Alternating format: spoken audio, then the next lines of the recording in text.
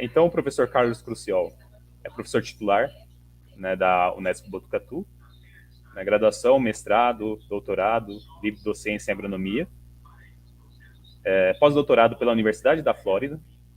Ele foi coordenador do programa de pós-graduação em agronomia e agricultura e chefe do departamento de produção vegetal, tá, da FCA da Unesp. Ele tem experiência na área de agricultura, com ênfase em sistemas de produção agrícola, manejo da fertilidade do solo e fisiologia aplicada, atuando aí tanto em culturas graníferas anuais, né, quanto na cultura de cana-de-açúcar. Então, um currículo bem extenso. Então, professor Cruciol, tá? Disponibilizo aí a palavra agora para você. Seja bem-vindo, tá, ao workshop de inovação. Obrigado. Boa noite a todos. É um prazer estar aqui com vocês. É uma oportunidade da gente também estar batendo papo, né? Principalmente quando a gente fala de essas tecnologias complementares que a adubação foliar, a nutrição foliar é uma dessas, né, tecnologias. E quando a gente fala de condições, né, para ocorrer, é lógico que hoje existe várias tecnologias que melhoram, né, os adjuvantes, enfim, nós temos várias tecnologias, aditivos que a gente coloca no processo de aplicação, né, na cauda, que melhora a adesividade, a penetração. Hoje a gente consegue colocar dentro de uma cauda umectantes. Então, eu tenho uma série de tecnologias que são embarcadas dentro de uma tecnologia foliar, dentro de um produto foliar, que melhora essa absorção, ou seja, que vai atenuar, pessoal, os efeitos climáticos. Você consegue atenuar. Mas existe uma faixa mais adequada, ou que você aumenta a probabilidade, por mais que eu coloque aditivos ali naquela cauda para melhorar essa absorção e penetrar e chegar até a célula onde vai acontecer toda a mágica da fotossíntese, da síntese de sacarose, da síntese de carboidratos, de maneira geral, para qualquer planta, existem condições que esse resultado, ele tende, a gente pode potencializar, né? Então, de maneira geral, a gente fala que o recomendado para temperaturas, em termos de temperatura, para estar fazendo as aplicações na nutrição foliar, dos foliares, né, é uma faixa aí de 20 a 30 graus. Então, é uma faixa ampla. Hoje a gente consegue, com essas tecnologias, chegar até num nível aí, aplicações é um nível de 31, 32 graus, mas se a gente fosse pensar uma melhor faixa para estar absorvendo, ocorrendo a absorção foliar, essa faixa estaria entre 20 e 30 graus. Quando a gente pensa em umidade relativa, essa umidade relativa ela tem que estar acima de 55%. E quando nós pensamos também no aspecto, apesar de eu ter dessas tecnologias ter compostos que aumentam a adesividade, ter umectantes, eu também preciso de um tempo, né? A gente fala de não ter a probabilidade de chuva iminente, porque se tiver chuva, por mais que eu tenha tecnologia de adesividade para penetração rápida, uma parte do produto ele pode ser perdido, né? Pode ser lavado. As tecnologias vêm evoluindo dentro dessas formulações, dentro dessas soluções, mas elas também não vão fazer mágica. E quando eu atendo os critérios, né, esses critérios, esses fatores, os índices desses fatores climáticos, a gente aumenta muito a probabilidade de resultado. Só para vocês terem uma ideia de um trabalho feito em soja, né? Foi considerado a eficiência da adubação foliar como 100% às 2 horas da tarde, que é um horário quente durante o verão soja. As aplicações, só para vocês terem uma ideia de ganhos de produtividade, as aplicações realizadas às 8 da manhã, ocorreu um incremento de 14% na produtividade. Às 11 horas da manhã, pessoal, 6%. Às 2 horas da tarde, 100%, então seria o zero, né? Vamos dizer assim, o zero. E as aplicações realizadas no final da tarde, e esse é um experimento, às 18 horas. Oi, vocês estão me ouvindo? Estamos.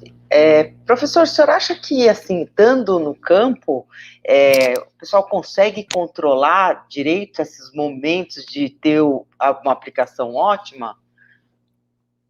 Gerenciar bem essas oportunidades? Não, eu acho assim, essa ferramenta aí que é lógico, né? A gente vem evoluindo com tecnologias na agricultura. Uma ferramenta que faça, que ajude esses posicionamentos, ela melhora bastante. No campo, no dia a dia, o operacional, de maneira geral, vai se aplicando sem observar muito esses critérios, né? Na planta, Marjorie, o que acontece é o seguinte: quando você tem a umidade acima desse nível que eu estou te falando aí, e umidades, a umidade do ar maior, a planta ela pega e aflora uma estrutura que a gente chama de ectodesmas. E esses ectodesmas são estruturas celulares que afloram na camada de cera da planta, que é a cutina, a cutícula, né? E isso aumenta a superfície de absorção pela folha. Então, esses critérios climáticos ajudam o aplicador, o agricultor, ser o mais assertivo possível. As tecnologias de aplicação, que envolvem umectante, surfactante, a própria complexação dos nutrientes, a adesividade, então, essa tecnologia atenuam os efeitos climáticos, elas reduzem o efeito, mas elas não neutralizam totalmente as condições climáticas adversas para absorção foliar. Então, quando você tem esse posicionamento, o planejamento do agricultor, da usina, do grande produtor de grãos, ele já trabalha com esse planejamento para otimizar a eficiência da nutrição foliar e, portanto, aumentar a produtividade. E dimensiona a parte operacional, né? Então, no dia a dia, acaba-se não considerando, né? Esquece desses outros critérios e os resultados, eles são menores. Então, eu falei resultados aqui para vocês de aumento de produtividade de 6% até 14%, e de 0%, dependendo do horário do dia, o nível de temperatura e da própria umidade relativa. Você pode reduzir. Então, o agricultor acaba comprando um produto, paga por aquilo lá e, às vezes, não colhe muito resultado. O problema não é o produto, não é a tecnologia assim. O problema está muito mais por não colher resultado, muitas vezes, do operacional, de estar aplicando fora do momento adequado, da janela adequada. E o senhor tem ideia de quantos por cento se perde, assim, de produto ou de qualidade nessa aplicação, por aplicar linearmente? Olha, continuamente? Assim, não sei se a gente tem isso estimado, mas o que fica muito evidente é que os horários aí já acima das 11 até por volta de 3 horas da tarde, no verão, 4 horas da tarde, a probabilidade de resultado cai drasticamente, chegando aí próximo, com índices muito baixos, né? Eu diria que não vai passar de 6%, enquanto eu aplicando em condições mais adequadas, isso daí pode já chegar na casa de 8%, 10% de aumento de produtividade. Então, isso é significativo, né? A planta, no momento de alta demanda evapotranspirativa, umidade já reduzida e temperatura muito elevada, os próprios estômatos, muitas vezes, durante o dia, eles estão fechados no meio, nesses horários aí de sol a pino. E os estômatos, eles têm também uma participação na absorção desses nutrientes.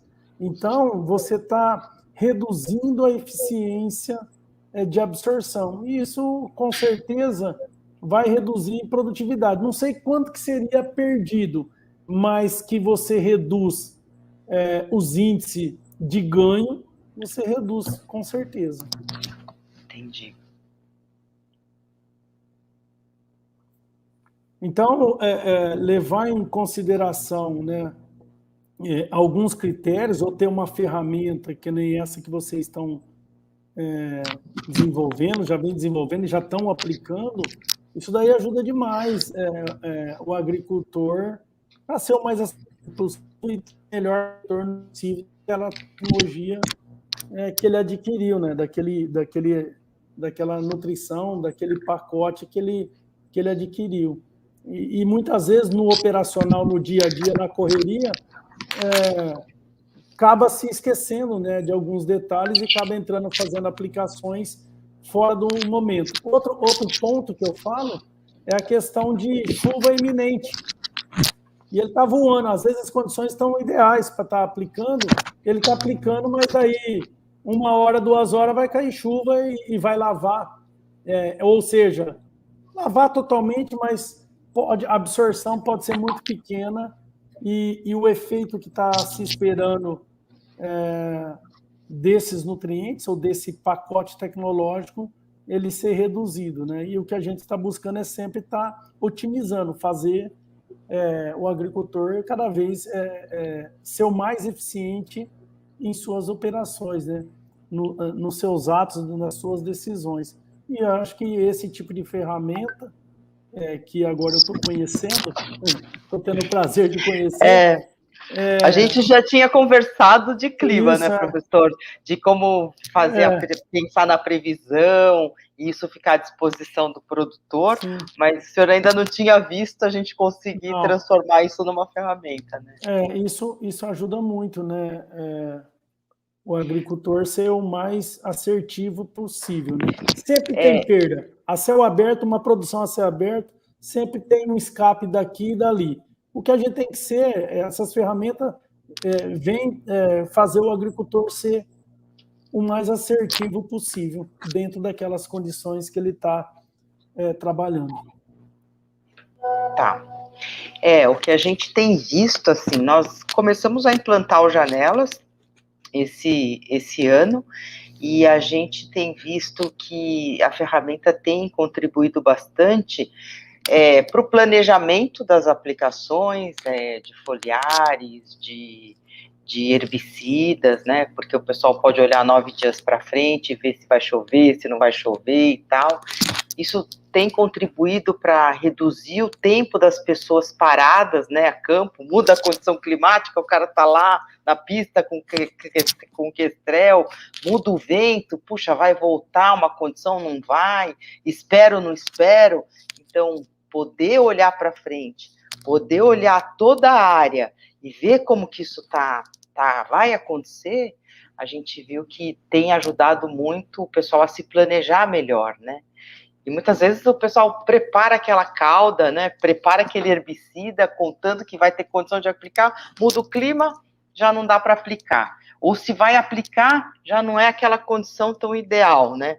Ou se vai esperar aquele produto, às vezes o produto vai ficar decantando, vai ficar perdendo características, né? Então, a gente sempre no CIAN está pensando em como trazer essas informações do clima e colocar no dia a dia das operações, né? Eu não falei, mas mesmo para aplicação de nutrientes, né, de fertilizante foliar, também se fala, né, da questão de vento aí entre 3 a 10 km por hora no máximo, né? Acima disso, né, e eu acho que já 10 já começa a ficar já num nível elevado, né?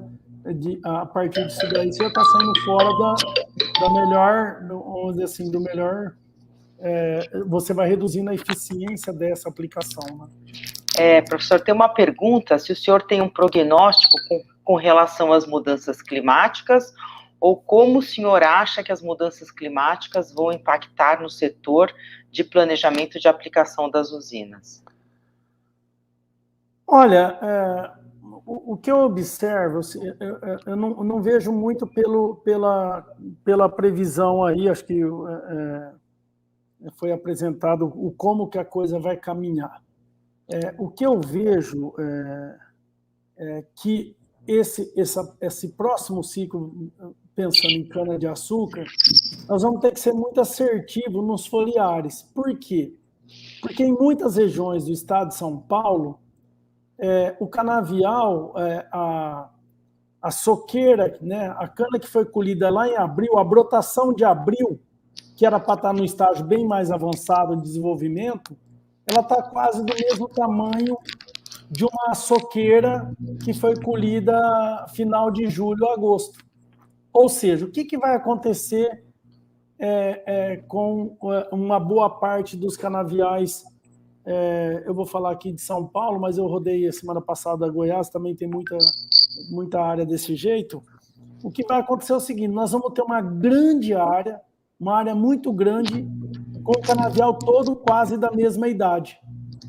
Porque aquilo que foi colhido lá em abril deveria estar num porte maior do que a cana que foi colhida agora em agosto, né? Que estaria brotando. O que a gente observa, em função de 3 geadas, 2 geadas, uma seca muito prolongada, o canavial não desenvolveu. Então, o que vai acontecer?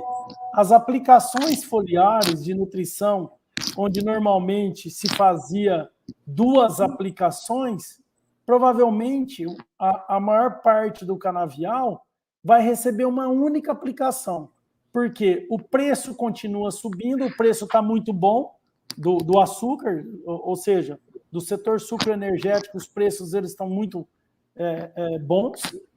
O agricultor sabe que se ele produzir, ele vai colher mais e vai ter maior rentabilidade, e ele vai tentar fazer algumas complementações daquilo que não é mais possível fazer via solo, via folha. E nessa questão, como o canavial, a área vai estar quase na mesma idade, todo mundo vai chegar na mesma fase de desenvolvimento fisiológico. E aí, eu vou ter que ser o mais assertivo possível, porque normalmente eu falo assim, ele vai ter uma bala de prata só, e ele vai fazer quase uma aplicação só, por exemplo, quando a gente pensa nos foliares. E aí, esta questão dessas informações, uma vez que vai ser possível fazer, às vezes, uma única aplicação de fertilizante foliar, ele ser o mais assertivo, porque ele não tem a segunda opção, numa boa parte ele não terá, isso é importante. Essas informações, esse modelo que estão lançando aí, eu achei bem interessante, ele vai lhe ajudar a ser o mais assertivo. É isso que eu enxergo. Tá. Até porque, em função dessas condições que vocês estão mostrando de previsão climática, não vai ser um ano, parece que vai chover bem, de forma uniforme, o verão, né? Professor, o Maurício Costa do Nascimento está perguntando se baixas temperaturas, abaixo de quanto pode interferir na absorção? 20 graus. Né? Os trabalhos mostram que já abaixo de 20 graus, você já tem menor efeito na fertilização foliar. Não é o que nós vamos ter, teoricamente, na primavera e verão nossa, né? Teoricamente não é para ter, nós vamos estar em temperaturas superiores, mas quando a gente pensa nos nutricionais para maturar, para ajudar a cana a maturar, dependendo da época do ano e a região que o agricultor se encontra, mais ao sul, mais abaixo na transição aí do Trópico de Capricórnio, mais abaixo, você chega ali no mês de maio, no mês de junho, que é possível, dependendo da região até abril, que é possível estar fazendo aplicação do nutricional para maturar, que a gente chama de pré-maturador ou maturador nutricional.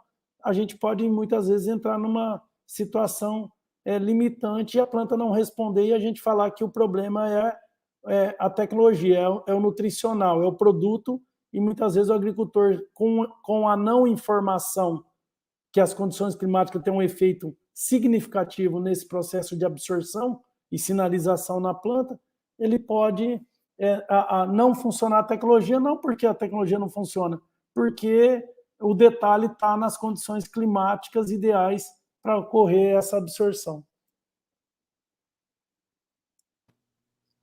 Tá ótimo. Tá bom. Muito bom.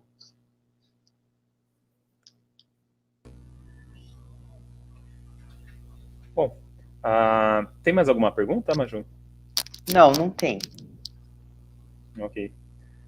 Então, professor Carlos Cossiol, muito obrigado pelas suas colaborações. Sua Obrigada, professor. Obrigado a vocês aí pela oportunidade.